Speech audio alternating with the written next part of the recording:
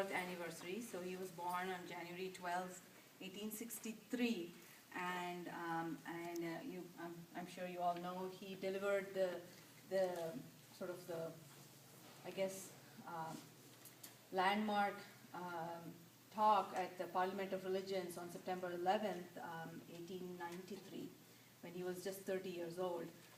So a remarkable personality, and in fact our organization Yoga Bharati and our parent organization Vyasa are both inspired by Swami Vivekananda. And what better way for us to take in the teachings, learn the teachings and apply them than to transfer it to our youth, because the teachings are so universal. His inspiration is so, it's hard to find words to describe how well he took our Indian philosophy, the core of our values, our philosophy, and put it together in such simple words. And it's something that cuts across generations, across religions, across countries, regions, everything. So I think it's a wonderful thing for us to encourage our youth to learn about him and learn his teachings. So we have three wonderful young people here. They are all yoga teachers.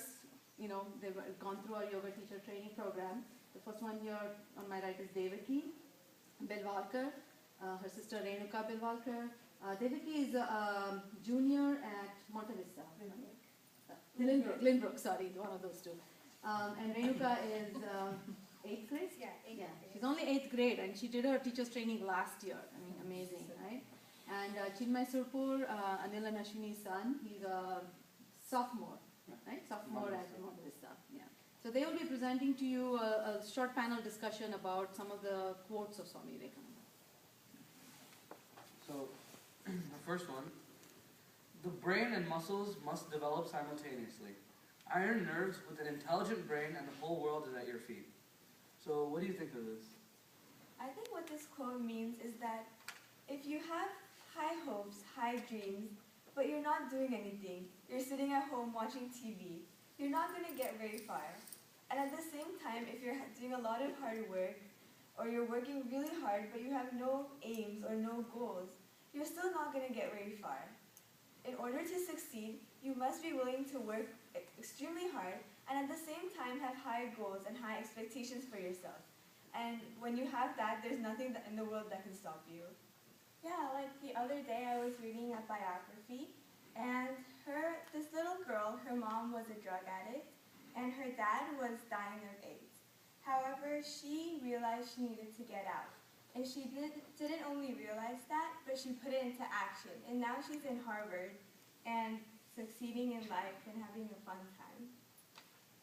So what I think is, yeah, we do have to work hard, but it says that the brain and muscles must develop simultaneously. So what we are doing here in Yoga Bharati is we have a holistic approach to yoga. So when we do our physical activities here, Surya Namaskar is a great example.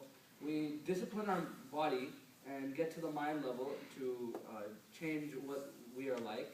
So our holistic approach, which is not just focusing on the body and rather body and mind together, as Swami Vivekananda says, the brain and muscles must develop simultaneously. We discipline our body through our Raja Yoga, and through that we get to our mind, and through that we can change the world. So let's move on to the next quote. In a day when you don't come across any problems, you can be sure that you are traveling across the wrong path. So what do you think that means? I think that means that one is not trying their best. One could have a lot more potential than what it is right now.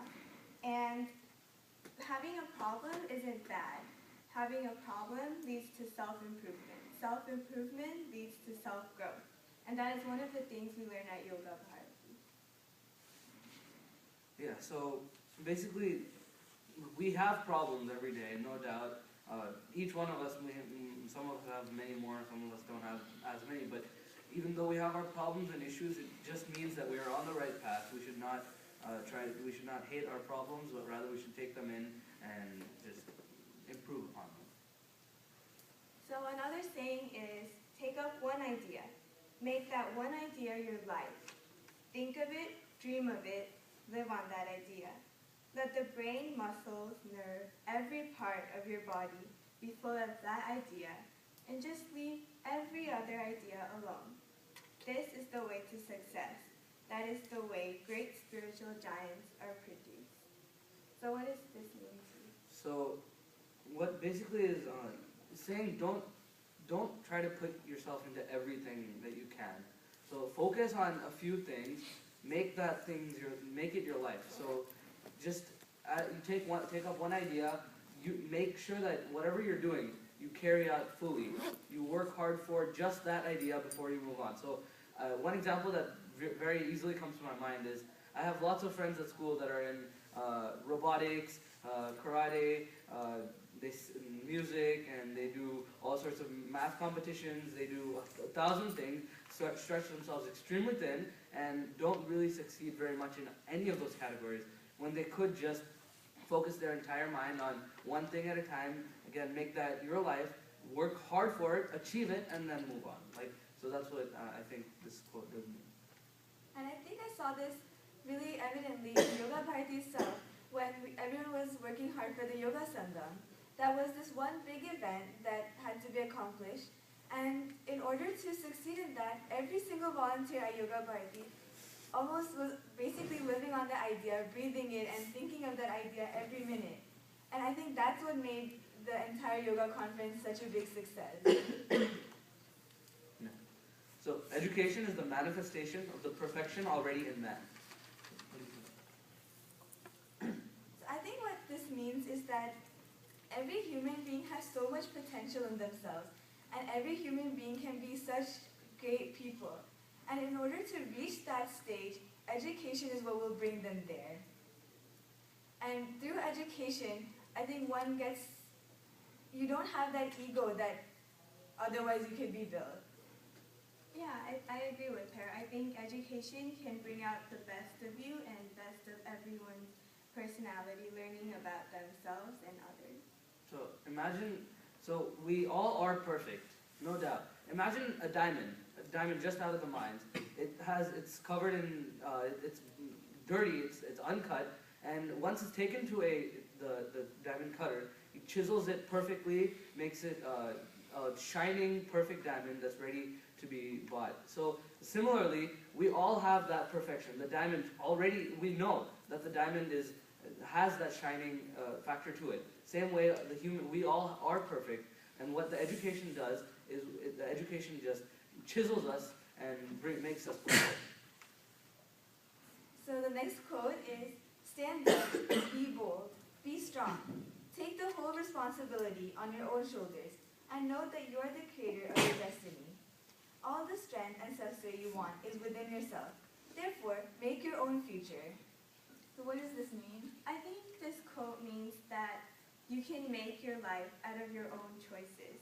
And your life is like a sum of all of your choices, so don't be afraid to make the right choice and stand up for yourself to reach your own goal. And so if you want something, you work for it. Do it. If you want something yourself, you want something done, you want to see a change, you do it. Don't expect other people, don't rely on other people. You can ask for help, but it should be your goal, it should be your idea, you should work hard for it. Don't expect anyone to work with you. And so examples are we have group projects at school. And I mean, it's expected that the entire group works together. But you know that will never happen. There will always be those people that don't work, and there will be people that do the entire work. Even if this is the case, even if the other people won't work, you should work hard. You take up the idea and do it yourself, even if other people won't. Yeah, so the next quote is, there is only one sin, that is weakness. The only saint is that soul that never weakens, faces everything, and determines to die game. So what does this mean to you? So basically it's saying that weakness is our only sin. So weakness is the gateway to all other sins as well. So if we can overcome this weakness, and mainly more than physical, it's our mental weakness that we all have. If we can overcome this weakness, which is what we are doing on a daily basis with yoga, with our spirituality, what we're trying to do is we're trying to overcome that weakness in our mind and replace that with our strength. And that way, if there is no weakness, as Swami Vivekananda says, weakness is the only sin.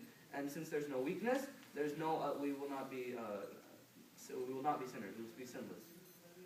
And along the same lines, I was reading a quote, and what it said was that anyone can practice yoga. A healthy man can, a sick man can practice, an old man can practice, and a young man can practice. The only person that cannot practice is the lazy man. And that shows us that in order to practice yoga, it's not our physical conditions that determine if we can or cannot. It's our mental, it's the strength that we have to wake up early every day, find that one time to practice. And what we did in the Surya Namaskar Yanga, every day making that decision to practice Surya Namaskars every day. And that is having strength. And if you don't have that, then there's nothing that you can do to succeed. So does anyone else have any thoughts on Swami Vivekananda's quotes?